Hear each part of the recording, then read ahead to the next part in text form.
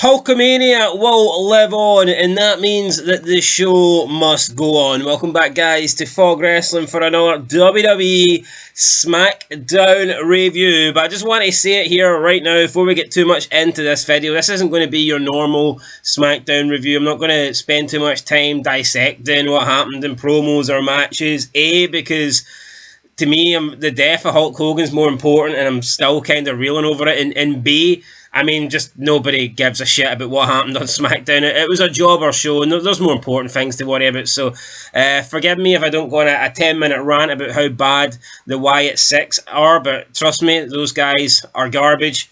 And honestly, how can we have a tribute show where they're main eventing? You look at tribute shows in the past, and you had like great main events. You had legends wrestling and competing in the ring. I mean, look at what we had on SmackDown tonight. This is kind of embarrassing. But before we talk about WWE SmackDown, I want to give a shout out to New Japan Pro Wrestling because on their July 26th edition, or heading into the July 26th edition of the G1 Climax show, the Land of the Rising Sun, New Japan Pro Wrestling President Hiroshi Tanahashi, alongside legendary referee Tiger Hattori, they were inside the squared circle. They were holding a framed photo of Hulk Hogan, and we had the entire New Japan Pro Wrestling roster surrounding the ring.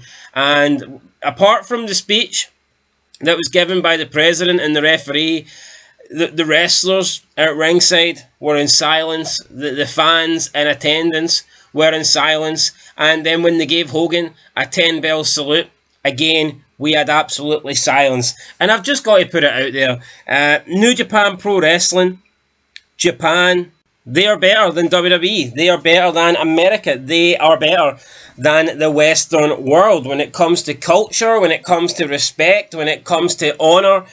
These guys are capable of coming out and paying respect, paying homage to Hulk Hogan. They're capable of standing there and honouring a minute's silence or a 10-bell salute silence. And unfortunately, that just doesn't happen in places like America, Canada, Europe, UK, the Western world, because sadly, our culture, is ruined. It is what it is. We have a large percentage of just these warped, twisted people that believe they are somehow righteous, that believe they are somehow, better than everyone else, when in reality they're worse than everyone else because they enjoy hate. I mean, they preach about being against like fascists and like racists and all this stuff.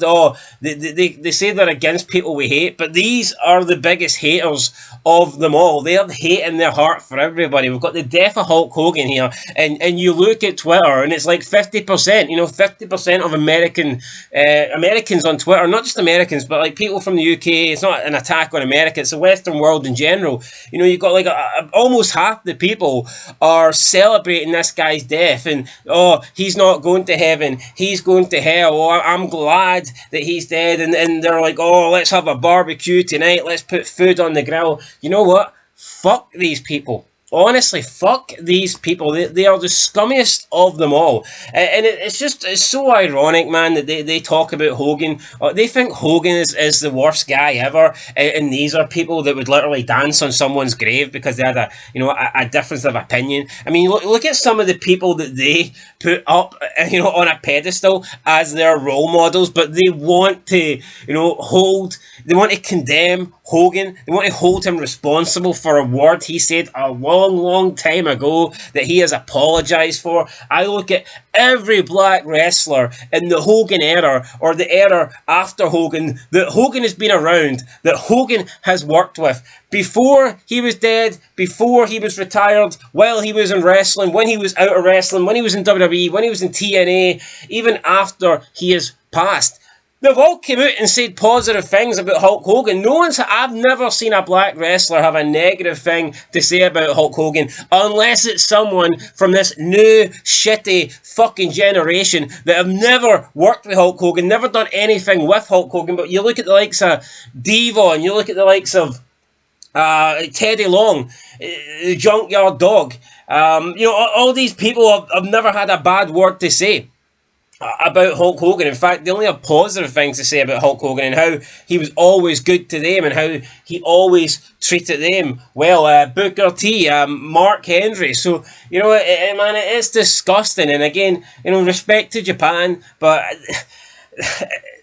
it's a difference of culture, man. It really is, and this is not the. We're going to see this a lot more over the years. You can just imagine when Donald Trump passes away. You can just imagine the celebrations that about 50% of America are going to have, and it makes me sick. Even if you dislike someone, hell, even if you hate someone, and I can honestly say right here, right now, I don't hate anybody in the world. I mean, I hate like certain groups that do bad things. Like for example, you might hate PDF files, right? Yes, I get that. But in terms of like individual people, I mean, I don't hate anybody. I think to hate somebody as well, you almost kind of have to know them. I believe on a personal basis, or at least that's how I feel. I think it is hard because hate is such a strong word and it just gets thrown around for whatever reason. But I feel like to hate somebody, you almost have to kind of know them on a personal level because they kind of have to have done something really personal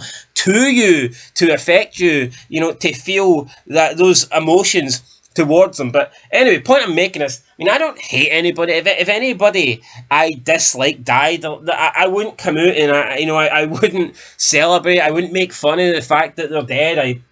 I wouldn't want to dance on their grave or throw a party. I mean, there's a shitload of people that I do not like in wrestling, and I go through them and refuse and stuff like that. But honestly, man, if these people passed away, it would be sad. Like I'm trying to think someone like, I don't know, Seth Rollins, Becky Lynch. I just can't stand them. I think they're cancers to wrestling.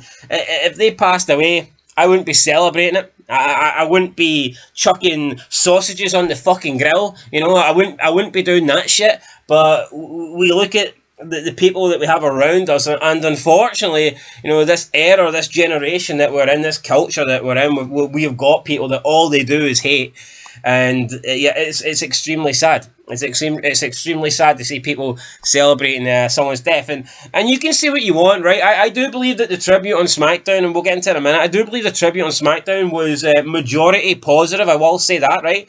But let's be honest. You look at some of the wrestlers that were out there, and some of them did look disinterested. Some of them looked like they didn't give a shit. Some of them looked like they weren't really there from their own choice. Honestly, if it wasn't for repercussions, I believe you have a decent portion of wrestlers that would have just stayed in the back. If they felt like they could do that without getting like a negative heat or whatever. And then when it comes to the crowd as well, the crowd were chanting Hogan, but you want to know why the crowd were cheering? You want to know why the crowd were chanting Hogan? It's because they're incapable of having a minute silence or silence for the 10 bells, and that's a fact. All right, I don't care if they had 10 bell salutes to Hogan and you were supposed to honour it by having the 10 bell salutes in silence. I guarantee you would have had people shouting out, you would have had people cheering and stuff like that in the arena. I'm not saying it would have been everybody, I'm not saying it would have been half, but you would have had a section of people, or at least a small portion of people that would be doing that. And again, it just comes down to the culture thing. I look at New Japan and they're able to just pay respects and be silent and honour the fact that someone who's a legend and someone who contributed a lot to their company and a lot to their profession, someone has died and they've got enough respect, whether they like the guy or whether they didn't like the guy. But I'm going to assume that in Japan, I mean, they don't really care. They're not gonna, they're not gonna hold someone down for life just because they said the N-word. So I mean, in reality, they probably don't give a shit. Sticks and stones, words don't really hurt these people. They don't really have the same level of effect as they do. And again, I mean, how bad were people really hurt by Hogan saying the M word, especially when majority of these people that are claiming to be offended probably say it like 50 times a day. Not very offended at all, but they can pretend to be. I guess that's up to them. But again, yeah, just the cultural difference here between these two promotions and these two companies, and yeah, it is sad. It really is sad. But here, at least, honestly, have you noticed though in sports now, in sporting events, or just in the world in general, like in the Western world, you can very rarely get minute silence now. You'll see that even in football, you will see now that a lot of times if someone passes, or if they are celebrating, or not celebrating, but if they're paying respect to like a tragedy or something like that, you will see a lot of the times now, they, instead of, you know, having a minute's silence, they'll give like a minute's applause. And it's like, the reason they do that is because we've these shitty people that are infiltrated among us, and they're just incapable of respect. You know, they're incapable of being a decent human being just for 1 minute and standing there and shutting the fuck up. So yeah, that kind of did piss me off. Now, I don't want to rant too much. I've already ranted. Let's just get into the show. So listen, respect to Triple H. I think he did a good job. I like the tribute that he did for Hogan. My only issue, and it's minor, but my only issue with Triple H is he kept saying like Hogan is one of the biggest, he is one of the greatest. And then he said in his tweet like there might never be another one like him. No, he is the biggest, he is the greatest, and there will never be another one like him. Get it right, okay? Let's not pretend that here there's a bunch of guys like Hulk Hogan. I mean, there's nobody like Hogan. There is nobody like Hogan, and even if you want to compare, even if you want to try and compare people to Hogan, you've got like a couple of people at the most that you can compare to Hulk Hogan. You've got like Stone Cold, honestly, and that's about it. Stone Cold, maybe The Rock, maybe McMahon, but I mean, you're after that, nah, you can't even compare these guys to Hogan. So honestly, that kind of did piss me off. But we got the tribute, and you can see which people are upset, and you can see which people just don't want to be there.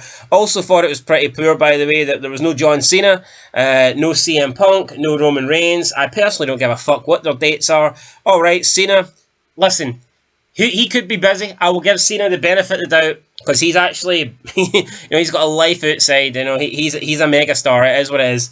Roman Reigns, what's he doing? Why was he not there? Is he too busy raising the future Bloodline?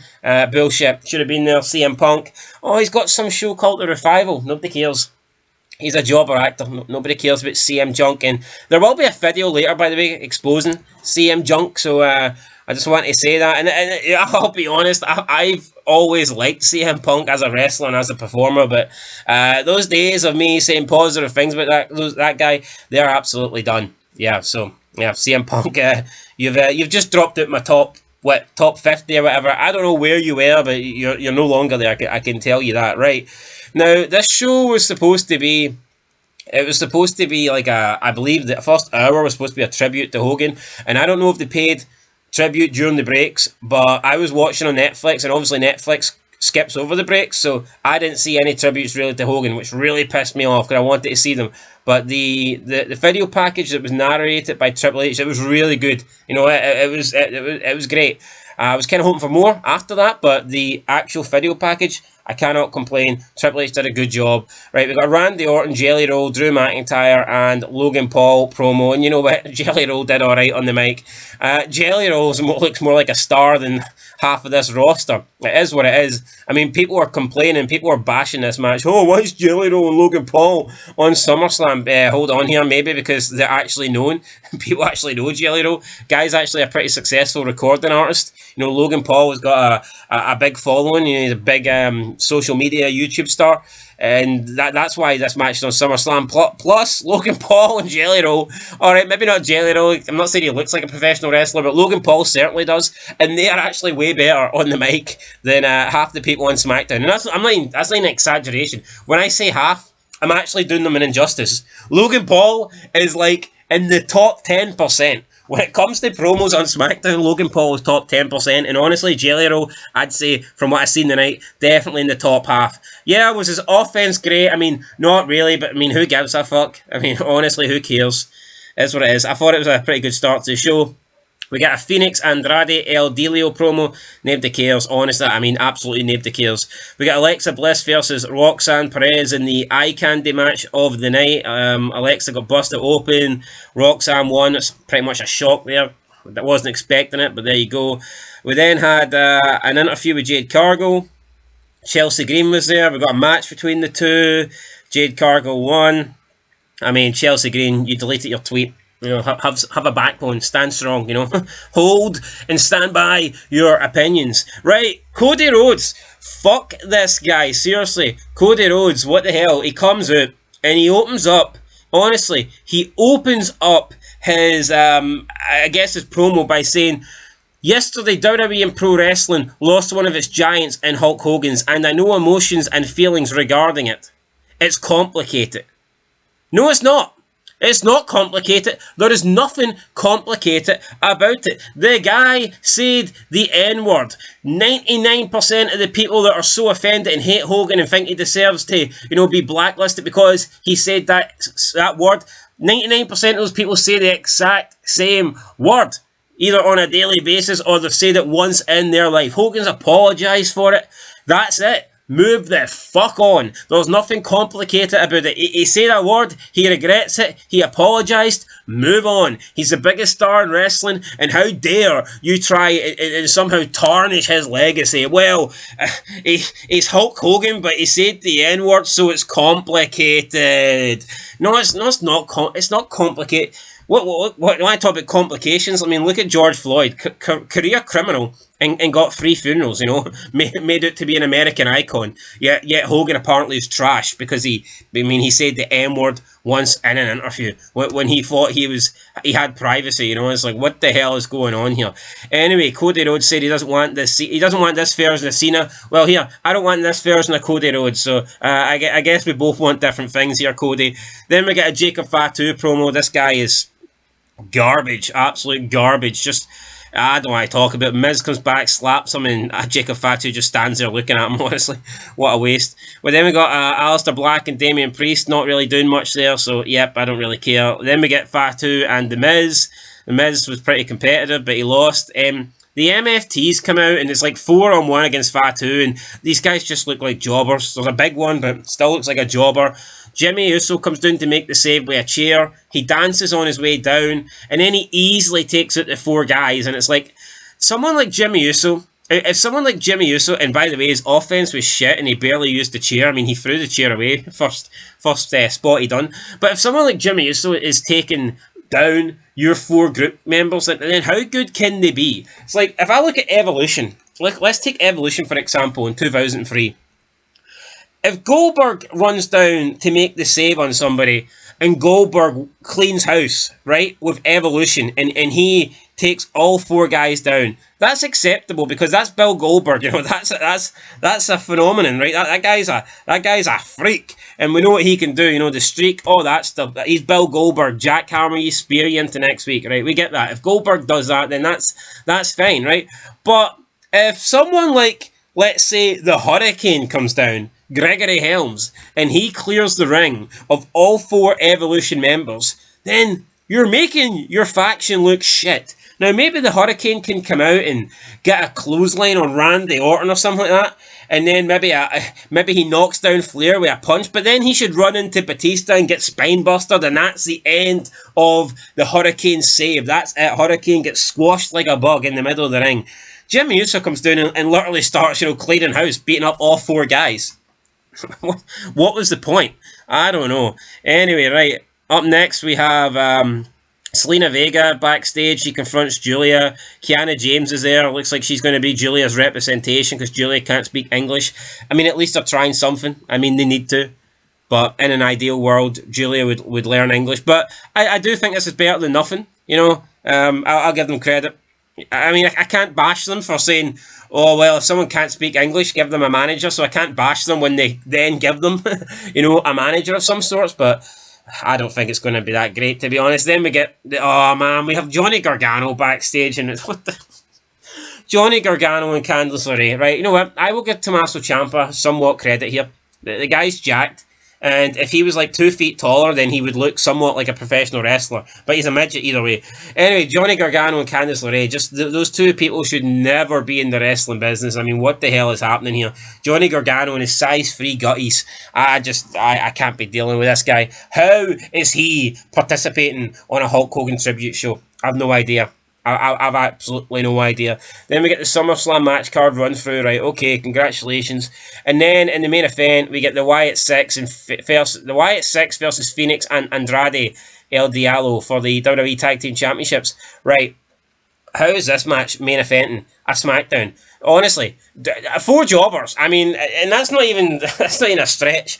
We've got 4 genuine jobbers here, and how can you make things worse? Well, they bring out like another 12. Honestly, at the end of the match, we got another 12 jobbers. Nikki Cross pulls out the female referee because I guess only a female can touch a female, and because Nikki Cross pulled out the referee, Andrade can't do anything to Nikki Cross. So that's how it goes here. You know, it's simpleton logic. Oh, we've got a female referee, so therefore we can't have, let's say, Eric Rowan put his hands on her. So we need Nikki Cross to pull her out the ring. But if Nikki Cross pulls her out the ring, then Andrade can't do anything about it because Nikki Cross is a woman and he's a man. So, oh, look. Two for the price of one, you know, it's a bit retarded, it is. And then we get all these bums like Axiom and Nathan Fraser and all these people. I mean, I was looking at them, honestly. I was looking at all these people. I was looking at the Machine Guns. I was looking at Fraxium. I was looking at Street Profits. And I actually looked at something, right? And I was trying to measure them, right? So I was looking at all the guys, and there must have been about 16 of them in total. And I thought, hold on a second. If you could mold all 16 guys into one, okay? So you've molded all 16, they all come together into one big giant form. That one big giant form is only half the size of a Hulk Hogan Python, brother. So, I mean, yeah, these guys are midgets. These guys are a joke to professional wrestling, and that is it. That's the end of your SmackDown review. I'm not going to give it a rating. I like the tribute package that Triple H put on for Hogan. I appreciate that. I think Triple H did a good job. Let's give him respect here. So, yeah, fair plays to Triple H. But honestly, Cody Rhodes coming out and trying to tell us it's complicated. No, it's not Cody Rhodes. The only thing I find complicated is how the hell are you the new face of this company? How are you the quarterback of this company? How did you manage to sneak in the back door and actually be the guy, be the man, be the number one dude in this promotion? It's an absolute embarrassment. And also, I believe Cody Rhodes was behind. I think he was one of the guys behind getting Hogan banned from AEW. So it's very disingenuous him coming out here pretending like he cares when he doesn't give a shit. But anyway, guys, that's it. There's your SmackDown review. Catch you in the next one. Until then, peace.